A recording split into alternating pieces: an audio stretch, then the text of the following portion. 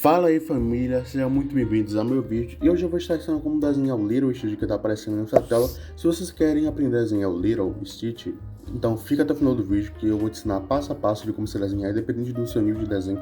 Se você quer desenhar no tradicional ou no digital, fica até o final do vídeo que eu vou estar te ensinando. Vamos para o vídeo. Para estar começando, eu fiz ali a bola, ali a centralização. E fiz a bola e a centralização para centralizar o rosto, não ficar torto. Fiz ali mais ou menos a estrutura do personagem. Logicamente fui utilizando desenho contínuo como estilo de desenho, que faz só o contorno realmente do desenho para você ter uma noção. Se você não sabe o que é desenho contínuo, procure aí no YouTube. Mas o básico é, simplesmente você faz umas linhas de contorno para poder você entender mais ou menos onde vai ficar o torso, o braço. Podem estar vendo que o braço está todo bem sem detalhe nenhum. Eu fiz mais ou menos o contorno e mais ou menos isso que eu fiz. Aí depois eu comecei a detalhar um pouco mais a mão do personagem, fui fazendo ali a dobra da mão e fiz algumas bolas onde vai ficar mais ou menos a unha do personagem. Aqui é o dedo dele meio arredondado, então eu fiz mais ou menos ali a estrutura. Sobre o rosto do Little Stitch, especificamente falando, eu tive muita dificuldade de fazer, já que eu não tenho tanto costume assim de desenhar animais. Primeiro fiz ali a bola, onde vai ficar ali o nariz dele, fiz ali a centralização para centralizar o nariz, ficar mais ou menos no centro, não ficar torto, não ficar o nariz na bochecha, algo assim. Centralizei ali. Depois que eu fiz esse nariz, fui fazendo ali a mão para detalhar. Fiz ali a unha e o resto do desenho, a estrutura, na verdade. E depois que eu fiz ali a estrutura, a base da mão, eu comecei, peguei o laço para movimentar o desenho, para poder centralizar um pouco mais. Puxei um pouco mais pro lado, fiz ali a boca. O olho ficou muito grande mesmo, a cabeça não se encaixou muito bem as coisas. E esse rosto em específico falando, tirando o nariz e a boca, eu apaguei todo o olho e o contorno também da cara dele. Não foi nessa hora, eu tive que apagar porque ficou muito esquisito, ficou muito... sei lá, eu não sei explicar, mas quando o desenho fica esquisito, não tem como explicar, simplesmente não ficou bom. Tanto que eu fui fazendo a estrutura que normalmente eu faço, que é essa linha verde especificamente falando, é para centralizar o desenho e ficar na mesma direção, por exemplo. A distância entre um olho e outro é a distância do nariz. Você faz uma linha no fim do nariz, do lado esquerdo e do lado direito, e faz uma linha em cima do olho e embaixo do olho. Aí você vai ter mais ou menos uma noção de qual é a distância. Logicamente, o nariz tem que ficar centralizado. Tem que sempre levar isso em conta para centralizar o desenho e não ficar torto. E também não ficar esquisito, por exemplo, o olho ficar muito mais para um lado, mais para o outro. Tanto que essa cara do Little Stitch ficou muito zoado. A versão final também não ficou tão boa assim, mas ficou 1000 vezes melhor. Fui ajeitando um pouco mais e inclinando um pouco mais o rosto do personagem para poder ficar meio que, como eu posso dizer, inclinado realmente, para não ficar como se estivesse inclinando a cabeça. E para isso eu utilizei o laço, de laço, eu selecionei tudo e virei. Se você está fazendo na mão, como não tem essa opção tanto no digital, não tem essa opção no tradicional, faça direto com inclinação no rosto. Mas vamos seguindo. Fiz ali mais ou menos umas linhas ali para poder entender mais ou menos o que tinha ficado errado na cabeça do personagem. Tentei ajeitar, diminuir o rosto, puxei aumentei um pouco mais pro lado. Puxei na verdade pro lado o olho. Tentei diminuir a cabeça, aumentei a cabeça.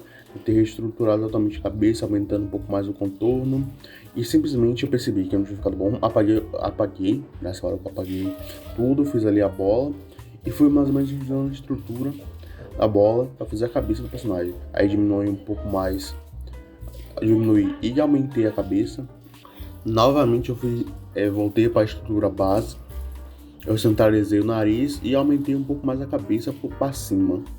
E depois vocês fazem ali o contorno. Na imagem de referência, que é essa daí que tá aparecendo na tela, o olho tinha ficado bem mais próximo do nariz, mas eu sinceramente não gostei tanto assim e não tinha ficado tão bom na hora que eu fiz naquela primeira versão. Então meio que eu separei um pouco mais, logicamente ficou colado, mas não tão colado como tá na imagem de referência. Fui fazendo ali a estrutura da cabeça, essa parte do elmo que ele tem. O elmo não sei se é o nome desse cabelinho. Esse cabelinho que tá solto na cabeça. E sobre o resto do desenho eu fiz ali as orelhas do Little e mais ou menos ficou legal, véio. Sinceramente eu gostei bastante. A orelha, uma das orelhas ficou muito grande. Eu deveria ter diminuído mais um pouco, deixado um pouco mais parecido com a do lado, mas eu acho que gostei, véio. Daria pra ficar melhor logicamente, mas ficou bom. A perna do Little Stitch na imagem de referência estava totalmente zoada e eu fiz um pouco parecido com a imagem de referência e ficou mais zoada ainda. Então, nessa hora que eu percebi que eu não conseguia fazer um pé parecido com a imagem de referência e a imagem de referência já não estava muito bom, O que eu aconselho a vocês se não tiver esse tipo de coisa? Simplesmente baixa outra imagem de referência dessa parte específica que você quer fazer, sei lá. Eu queria fazer o Little Stitch com um pé um pouco melhorzinho. Eu fui lá no Google ou no Pinterest, procurei imagem de Little Stitch e fui procurando pés que ficassem um pouco mais simples. Normalmente é isso que eu faço, normalmente eu utilizo 3, 4, 5 imagens de referência diferentes para poder fazer o desenho. E nessa parte aí do fundo, especificamente falando, outra coisa já, eu fiz em outra camada para poder separar essa questão.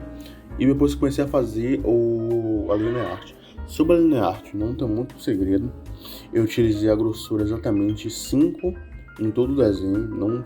Raramente utilizei 3 em alguns detalhes, raramente mesmo. Se você estiver desenhando pela mão, eu aconselho de usar 0,7 e 0,5 nos detalhes. 0,5 no detalhe e 0,7 no contorno do desenho em geral. Logicamente, em algumas partes eu dei um contorno um pouco mais forte. Eu utilizei 8, 12, 16 mais ou menos. Foi algumas partes também para dar um contorno mesmo no desenho. E se eu não sabe onde dar esse tipo de contorno no desenho, mais ou menos na área de inclusão, acho que se chama isso. Que é meio para dar um contorno um pouco mais forte. Normalmente quando você utiliza um traçado um pouco mais forte, dá um pouco mais de força no desenho. E você utilizar isso de uma forma muito mais inteligente é o ideal. Não utilizar normalmente aleatoriamente, que fica terrível. Se você não tem tanta experiência no alinhar, simplesmente faça com a grossura 5 no digital e 7 no tradicional e 5 no digital. E se você não sabe por onde está desenhando, tem essa dúvida, eu desenho pelo LibsPaint. Eu já testei vários aplicativos de desenho.